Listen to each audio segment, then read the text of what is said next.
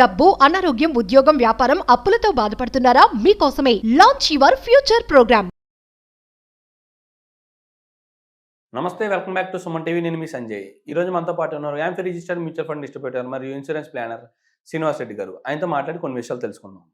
నమస్కారం సార్. నమస్తే అండి. సార్, ఇప్పుడు ఎక్కువగా పల్లెటూరులో పొలాలు అమ్ముతూ ఉంటారు. అంటే ల్యాండ్ వాల్యూ పెరగడం వల్ల కానీ, లేదా అక్కడ ఏదైనా గవర్నమెంట్ ప్రాజెక్ట్ రావడం వల్ల, హైవేస్ ఇలాంటివి పడడం వల్ల ల్యాండ్ వాల్యూ సడన్గా పెరుగుతూ ఉంటుంది. దానివల్ల పొలం అమ్మేస్తుంటారు వాళ్ళు. వచ్చింది కదా రేట్, ఇదే మంచి సమయం అని చెప్పేసి ₹1,00,00,000, ₹1,40,00,000 ఎకరం ఇలా వస్తుంటే అమ్మేస్తారు. ఆ డబ్బుని ఏం చేయాలో చాలామందికి తెలియదు సార్. అంటే మరి ఎక్కడన్నా వేరేనా స్థలం కొనడం కానీ, అక్కడ అది వాల్యూ పెరగకపోవడం, వాళ్ళు ఇబ్బంది పడడం ఇలాంటివి జరుగుతుంటాయి. ఇప్పుడు ఆ ₹1,00,00,000 ఒక యావరేజ్గా ₹1,00,00,000 తీసుకుంటే ఆ ₹1,00,00,000 డబ్బుని ఎక్కడ ఇన్వెస్ట్ చేస్తే మంచిది?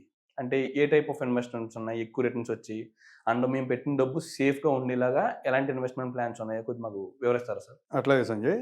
యాక్చువల్గా బేసిక్గా ఏపీ అండ్ తెలంగాణలో ఎస్. ఒక ₹1,00,00,000 పెట్టి ఒక ల్యాండ్ అమ్మిన తర్వాత మన వాళ్ళు మళ్ళీ ఆబ్వియస్గా ల్యాండ్కే వెళ్తారు. అవునండి. ఎందుకంటే ల్యాండ్ ఎప్పుడు కూడా మన సోషల్ స్టేటస్ ఇచ్చింది, అవునండి. ఫైనాన్షియల్గా స్ట్రాంగ్ ఉన్నట్టుగా ఫీల్ అవుతాం మనం. అవును. దానివల్ల మళ్ళీ ల్యాండ్కి వెళ్తారు. కానీ ఇన్వెస్ట్మెంట్ ఆప్షన్స్ ల్యాండ్ కంటే బెటర్ రిటర్న్స్ ఏమి చేయమని ఏమున్నాయని మనం మాట్లాడుకున్నప్పుడు సేఫ్టీగా మాట్లాడుకుంటే చాలామంది ఎఫ్డీ చేస్తారు. అవునండి. లేకపోతే పోస్ట్ ఆఫీస్లో కొన్ని రకాల స్కీమ్స్ ఉండి వాటిలో ఫిక్స్డ్ చేసుకుంటారు. దాంట్లో కూడా కొంచెం గ్యారెంటెడ్ రీజనబుల్ రిటర్న్ వస్తుంది. అట్లా కాకుండా కొంతమంది వెళ్ళి మ్యూచువల్ ఫండ్స్ లాంటి ఇన్వెస్ట్మెంట్ వెహికల్స్లో కానీ ఇన్వెస్ట్ చేసేవాళ్ళు ఉంటారు.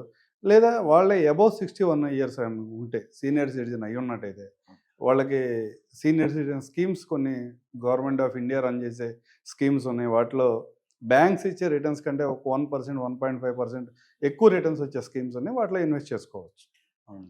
వీటన్నిటిలో కూడా ఎక్కడ ఇన్వెస్ట్ చేసినా కానీ మన రిటర్న్ ఇన్ఫ్లేషన్ బీట్ చేస్తుందా లేదా అనేది ఒకటి క్లారిటీ ఉండాలి.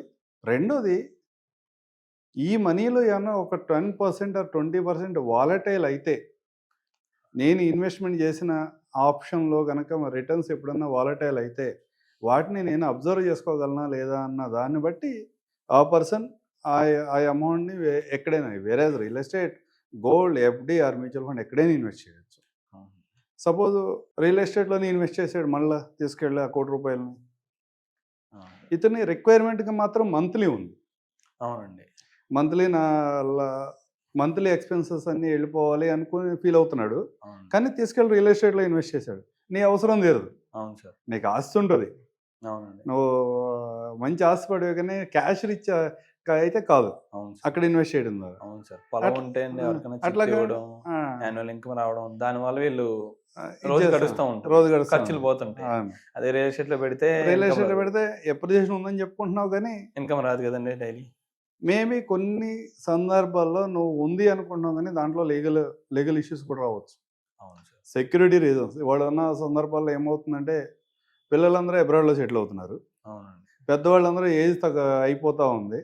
ఆ టైంలో వేరే పిల్లలు వచ్చేలోపు కనుక ఈ ల్యాండ్కి సెక్యూరిటీ లేకపోతే నీ ఆస్తి నీది కాదు. అవును సార్. ఇలాంటి అంటే వినడానికి బాగాలేదు, కానీ ఇలాంటి సిచ్యువేషన్స్ అన్నీ మన చుట్టుపక్కల చాలా చూస్తాం. అవును. లేదా రాంగ్ ఇన్వెస్ట్మెంట్ చేసావు రియల్ ఎస్టేట్లోనే. ఇవాళ హైదరాబాద్లో పరిస్థితి చూస్తున్నాం. అవును సార్. ఎక్కడైనా ఇన్వెస్ట్ చేయండి అంటే అమ్మో ₹1,00,000, ₹2,00,000 అనేవాళ్ళు 10 కోట్లు, 15 కోట్లు పెట్టి మంచి ఇన్వెస్ట్మెంట్ చేసిన తర్వాత ఇవాళ వాటి పరిస్థితి ఎట్లా ఉందో చాలా ఏరియాలో మనం చూస్తూనే ఉన్నాం. అన్నీ మనం ఓపెన్గా మాట్లాడుకోవచ్చు, కానీ ఇప్పుడు కూడా కొంతమంది ఇన్వెస్ట్మెంట్ గురించి చాలా భయపడుతున్నారు. ఇవాళ హైడ్రా వచ్చిన తర్వాత నా ఇన్వెస్ట్మెంట్ కరెక్టేనా కాదా అని రీచెక్ చేసుకోవాల్సి వస్తుంది. గవర్నమెంట్ ఏజెన్సీస్ అన్నీ అప్రూవల్స్ ఇచ్చిన తర్వాత కూడా మనం రీచెక్ చేసుకోవాల్సిన పరిస్థితి ఉంది. అవునండి. అలా కాకుండా చాలు నాకు 6% రిటర్న్ చాలు, ఎఫ్డి కరెక్ట్, ఓకే, నా వాలటైల్ ఉండొద్దు, నా ప్రిన్సిపల్ వాలటైల్ ఉండొద్దు, నాకు 6% రిటర్న్ చాలు అనుకున్న ఎఫ్డి కానీ, పోస్ట్ ఆఫీస్లో ఇన్కమ్ స్కీమ్స్ కానీ ఓకే. ఓకే. అట్లా కాదు, నాకు ఇంకా కొంచెం కావాలి, నేను యాజ్ ఎ సీనియర్ సిటిజన్ నేను కొంచెం ఎక్కువ రిటర్న్ తీసుకోవాలి అనుకున్నప్పుడు సీనియర్ సిటిజన్ స్కీమ్స్ ఉన్నాయి. 5 years వరకు ఇన్వెస్ట్ చేయొచ్చు, ఇంకొక 3 years ఎక్స్టెన్షన్ చేసుకోవచ్చు. వాటిలో 8 years తర్వాత నీ ఇంట్రెస్ట్ రేట్ మారుతుంది.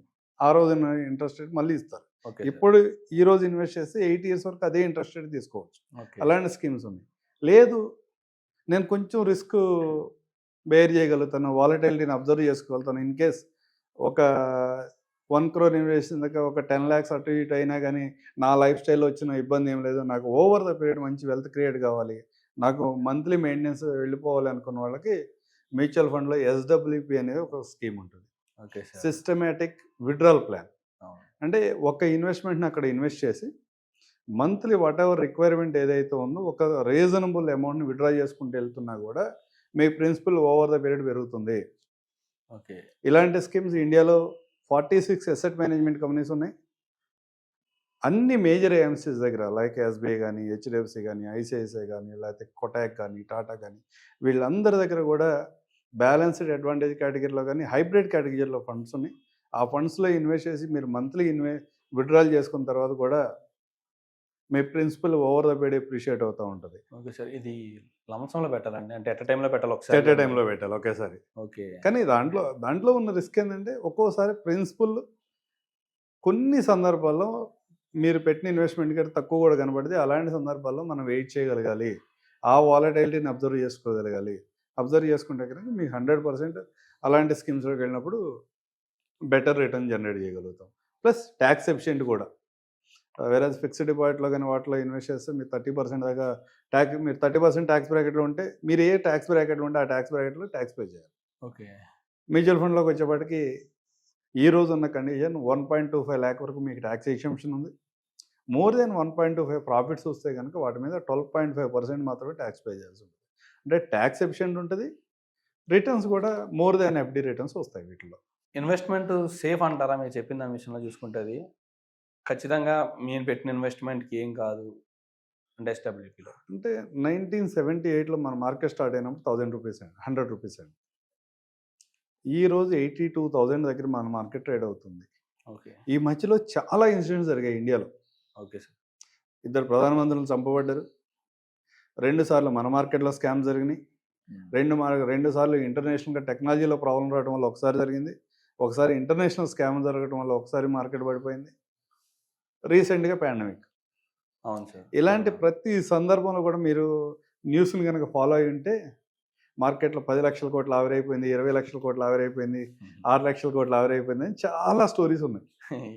ఇవన్నీ చూసిన తర్వాత కూడా మీ 100 రూపీస్ వాళ్ళ 82,000 రూపీస్ దగ్గర ఉంది. ఓకే.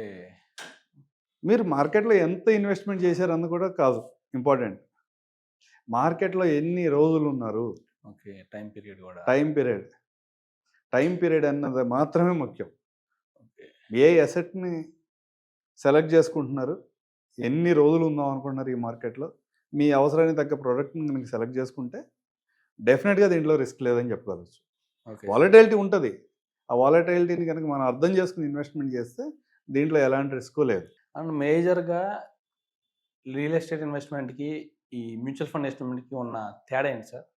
అంటే ఉన్న బెనిఫిట్స్ ఏంటి? అందులో ఇన్వెస్ట్ చేయడం వల్ల కోల్పోయేది ఏంటి, ఇందులో ఇన్వెస్ట్ చేయడం వల్ల మనకి మిగిలేదు ఏంటి? Sir real estate investment Hyderabad చుట్టూ 100 కిలోమీటర్ కూడా వాళ్ళు హైదరాబాదే. అవునండి. మీరు ఎక్కడ కూకట్పల్లిలో ఉన్నారో లేదా ఎల్బీ నగర్లో ఉన్నారో మీ దగ్గర నుంచి ఒక 100 కిలోమీటర్ల దూరం వెళ్ళి హైదరాబాద్లో ఒక ఓపెన్ ప్లాట్ కొంటున్నాం. హైదరాబాద్ ఏరియా మీరు ఉండే కూకట్పల్లిలో ఎల్బీ నగర్ లాగానే ఆ 100 కిలోమీటర్ల తర్వాత ఎప్పుడైతుంది. మీరు హైదరాబాద్ మార్కెట్ని చూసి కనుక అక్కడ 100 కిలోమీటర్స్ అవతల మీరు కొంటే అక్కడ ఇంత అప్రిసియేషన్ ఇది రాదుగా. అవునండి. కానీ మీకు ఒక ఫ్లాట్ ఉంది, దాని చుట్టూ కాంపౌండ్ పెట్టాలి, దానికి ఒక సెక్యూరిటీ కోసం ఒక పర్సన్ అరేంజ్ చేసుకోవాలి. ఈ 2 చేయకపోయినా నా ఫ్లాట్ ఉంది కదని వెళ్ళి చూడటానికైనా వెళ్ళి రావాలి. వెళ్తూ ఉన్నారండి. హైదరాబాద్ రియల్ ఎస్టేట్లో వాళ్ళు చూస్తుంటే ప్రతి నెల రేట్స్ ఇంక్రీజ్ అవుతూ ఉన్నాయి. అవునండి. మనం బై చేయాలంటే. అవునండి. మనం అమ్మాలనుకున్న పరిస్థితిలో మీరు వెంటనే అమ్మగలుగుతారా? లేదు సార్. ఇదే మ్యూచువల్ ఫండ్లో అయితే మీరు ఎంత ఇన్వెస్ట్మెంట్ చేసినా, సపోజ్ ఒక 5 years 10 years అనుకుని ఈరోజు స్టార్ట్ చేశారు, లేదు ఏదో మంచి ఒక 2 years 3 years తర్వాత మార్కెట్ కూడా బాగుంది, మీకు ఎక్కడో మంచి ఆపర్చునిటీ వచ్చింది, ఓకే, ఈ మనీ విత్డ్రా చేసి అక్కడ ఇన్వెస్ట్ చేద్దాం అనుకుంటారు. విత్ ఇన్ ద 3 daysలో మీ మనీని విత్డ్రా చేసుకుని మీ అకౌంట్లో క్రియేట్ అవుతుంది, అక్కడ నుంచి వేరే చోట ఇన్వెస్ట్ చేయొచ్చు. అదే మీరు ఎక్కడో కొన్న ఫ్లాట్నో ఎక్కడో కొన్న అపార్ట్మెంట్నో అమ్మగలమా? లేదు సార్. లేదా మీ చుట్టుపక్కల వాళ్ళకి ఇచ్చిన లెండింగ్లో నుంచి ఆ డబ్బులను వసూలు చేసి చేయగలమా?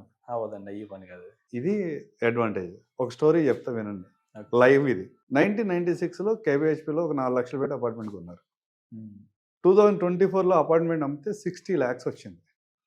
Okay. Sounds good. 4 lakhs investment పెట్టాం. 30 ఇయర్స్ తర్వాత 60 lakhs వచ్చింది. టైం పీరియడ్ వదిలేస్తాం. 4 లక్షలు 60 లక్షలు అయింది, బాగా పెరిగింది. దాంతోపాటు అతనికి రెంటల్ ఇన్కమ్ వచ్చింది. ఆ ఇంట్లో ఆయన ఉండలేదు, రెంటల్ ఇన్కమ్ వచ్చింది. ఆ రెంటల్ ఇన్కమ్ కూడా ఎక్కడో 10% ఎట్ ద రేట్ 10%లో పోస్ట్ ఆఫీస్ స్కీమ్స్లో వాటిలో వీటిలో ఇన్వెస్ట్ చేసుకుంటూ వచ్చాడు. 10% దగ్గర ఎప్రిషియేషన్ వచ్చింది. అది ఒక 1.2 CR వచ్చింది. ఓకే. 1,20,00,000. 1,20,00,000 వచ్చింది. అంటే మొత్తం మీద ఆలోచిస్తే ఎంత వచ్చింది? మొత్తం మీద అది చేస్తే అదొక 60, ఇదొక 1,20,00,000, 1,80,00,000 వచ్చింది కదా. అవునండి. చూడటానికి చాలా బాగుంది, వినటానికి. నాకు చాలా బాగుంది. 1,80,00,000. 1,80,00,000 వచ్చింది. ఇది ఇట్స్ ఎ రైట్ డిసిషన్. దీంట్లో ఏమైంది, నేను ఇంకా ఇంక్లూడ్ చేయని ఏమున్నాయి దీంట్లో? ఇయర్లీ ట్యాక్సెస్ పే చేయాలి, Yes. రిపేర్స్ వస్తూ ఉంటే రిపేర్స్ పే ఇది చేయాలి, అవునండి. టెనెంట్ మీటింగ్స్ అని లేదా కమ్యూనిటీ మీటింగ్స్ అని ఏ గొడవలు ఉంటాయి అన్నింటినీ అడ్రస్ చేయాలి. అవునండి. ఇవన్నీ చేస్తూ ఉన్నాడు. ఇవన్నీ మర్చిపోయాం. ఇవన్నీ ఉన్నాయి. కానీ స్టిల్ మంచి ఇన్వెస్ట్మెంట్. వేరే ఆయన కనుక మ్యూచువల్ ఫండ్ మీద అవగాహన ఉండి ఆ రోజున కనుక ఈ అపార్ట్మెంట్ మనకి ఎందుకులే, సెకండ్ హోమ్ కదా, మనం ఉండం కదా అనే ఉద్దేశం, ఆ 4 లక్షలు కనుక ఏదన్నా మ్యూచువల్ ఫండ్లో equity based diversified equity mutual ఫండ్లో ఇన్వెస్ట్ చేసి ఉంటే వరస్ట్ స్కీమ్ కూడా 6 years జనరేట్ చేసింది. 6 years అండి. 6 years జనరేట్ చేసింది. ఎంత ఇన్వెస్ట్మెంట్ సార్? సేమ్ 4 లక్షల ఇన్వెస్ట్మెంట్, 4 లక్షలకి 6 years. 6 years maximum return 15 crores. మీరు అలా చూసుకుంటే ఇంకా 4,20,00,000 నష్టపోయినట్టే కదా సార్. అంటే నష్టపోయినట్టు అనుకో, మనం చేసాం, మన డిసిషన్ అది. బ్యాడ్ ఇన్వెస్ట్మెంట్ అయితే కాదు, రైట్ ఇన్వెస్ట్మెంటే. కానీ అంటే ఒక్క రియల్ ఎస్టేట్లోనే ఇంత రిటర్న్ ఉంటుంది, మిగతా వేరే అసెట్లో ఎక్కడ రిటర్న్ ఏమీ ఉండదు అనుకునే వాళ్ళకి ఇది ఒక ఉదాహరణ అంతే. ఆయన చేసిందే తప్పని ఈరోజు కూడా అనకూడదు కూడా. అవును. ఎవరి పర్ఫెక్షన్ బట్టి వాళ్ళు ఇన్వెస్ట్మెంట్ చేస్తారు. కానీ బయట ఆప్షన్స్ ఏమున్నాయి అని చూసుకున్నప్పుడు లాంగ్ టర్మ్ ఇన్వెస్ట్మెంట్లో ఈ విధమైన వేరియేషన్. ఓకే. ఇప్పుడు మీరు చెప్పండి, రియల్ ఎస్టేట్ బెటరా, మ్యూచువల్ ఫండ్ ఇన్వెస్ట్మెంట్ కూడా బెటరా? నేను అడిగితే మ్యూచువల్ ఫండ్స్ అంటారు సార్. కానీ నేను మ్యూచువల్ ఫండ్లో 100% పెట్టొద్దంట. మీ నెట్వర్త్ ఒక 10 కోట్లు అయితే 2 కోట్ల వరకు మాత్రం ఒక 20% మాత్రమే లిక్విడిటీ ఉన్న వెహికల్స్లో ఇన్వెస్ట్మెంట్ చేయండి, ఆప్షన్స్లో. ఓకే. ఎఫ్డి కావచ్చు, లేకపోతే మ్యూచువల్ ఫండ్ కావచ్చు, ఇంకోటి కావచ్చు. మిగతా 80%ని ఫిక్స్డ్ అసెట్లోనే పెట్టమని చెప్తాం.